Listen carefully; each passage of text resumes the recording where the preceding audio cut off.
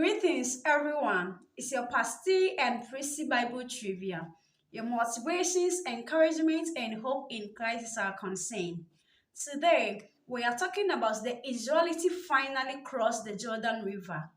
That is, they reached the promised land, the land called Canaan.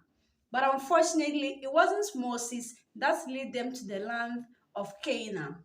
Because when God asked him to speak to the rock to provide water, he rather hit the rock with his staff. And because of that, the Lord said to Moses, "Because you hit the rock with your staff, when I asked you to speak to the rock, you will not take the people to the land that I promised you, but you will see it before you die." So the Lord asked Moses to come to the mountain. So when Moses reached the mountain, the Lord showed him the land of Canaan, north to south, east to west, and after that, he died. But before he died, the Lord chose Joshua to lead the people to the land of Canaan because he had the spirit of wisdom within him. The Lord said to Joshua, "If you obey my instructions and my commandments, I will always be with you in everything that you will do." So Joshua started taking the lead by commanding the people to do the right thing. From our Bible, the book of Joshua chapter 3 verse 5 going. In the morning, the Lord said to Joshua, "I will exalt you in the eyes of the people, and they will know that I'm with you, just like I was with Moses." Joshua told the priest to carry the ark of God to the Jordan River. So the priest carried the ark of God to the river, which was at flood stage. When they came to the water's edge, they kept going until the water covered their feet. Suddenly, the river stopped. A wall of water formed 10 miles upstream, and the rest flowed down to the sea. Seeing this, the priest walked to the middle of the riverbed and stood on dry ground. Then the people started to move across the river. Joshua said to the 12 men Israel had selected, "Each of you pick up a large stone from where the priests are standing. Put it on your shoulder and take it to the other side of the river." Joshua also took 12 stones and built a monument in the middle of the riverbed, next to where the priests were standing. The people of Israel looked at Joshua, and he was exalted in their eyes. They knew that God was with him just like he had been with Moses. When all the people had crossed the river, Joshua said to the priest, "Come out from the middle of the riverbed." As soon as the priests were on the bank of the river, the water crashed down the riverbed and returned to its flooded condition, just as it had been before. Joshua took the people to a place called Gilgal, where they set up a camp.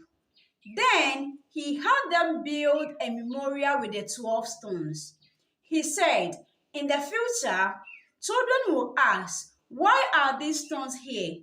And their parents will tell them, 'When God stopped the Jordan River so his people could cross on the dry ground.'" Lovely people, as the story is ending, all the nations of the earth will know that the hand of God, the Lord of all earth, is powerful.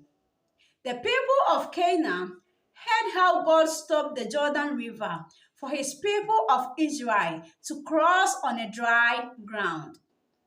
It spread throughout the cities of the land. Joshua then told the people to have circumcision, since it had not been done for the entire 40 years that they had been in the wilderness. Soon after that, the people celebrated the Passover. From that day onwards, the manna stopped, so the people were allowed to eat the food from the land of Canaan. Lovely people, here I end the whole story about Moses and the Israelites. What do I want you to learn from this story? Finally, God accomplished his mission for the people of Israel, taking them from the land of Egypt to the land of milk and powder, the land called Canaan. Awurade eyi Israelfoɔ efi wɔn nkoasom mu. God do everything in his own right time. Ade bi a Nyankopɔn ɔyɛ bia no, ɔyɛ ɛwɔ ne mmerɛ mu. So at times, ɛwɔ sɛ yɛnya ntoboaseɛ, yɛde mpaebɔ ɛne yɛgyae kasa nneɛma a ɛnsɛ ɛmfata nyinaa na yɛkyɛn ɔno asafo Awurade n'anim ɛfiri sɛ ɔwɔ nnipa bebree ɛyɛ dɛn ɛma yɛn. And as for Moses, for every leader, when you take your own decision without the right thing from God, you face your own consequences. Moses couldn't get to the land of Canaan with the Israelites, although he saw it, but it's due to what he did by hitting the rock with his staff instead of speaking to the rock. So, as a Christian, being it a leader or a member, we should always take the instructions from God and stop doing everything by our own understanding, because that one will not help. At times, we do things by ourselves due to the pressure those we are taking the lead or the flocks are given into us.